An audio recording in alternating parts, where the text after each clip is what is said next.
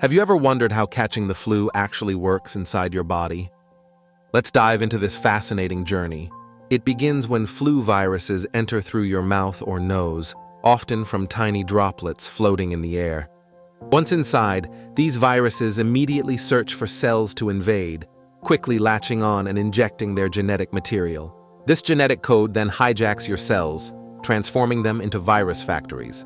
As these infected cells churn out new viruses, they overwhelm your immune response, leading to those dreaded symptoms: fever, fatigue, and body aches. But your body isn't defenseless. Your immune system springs into action, sending white blood cells to battle the invaders. This fight stirs up inflammation, resulting in the painful cough or sore throat that often accompanies the flu. While the battle rages, your body learns to recognize the flu virus, setting the stage for quicker responses in the future.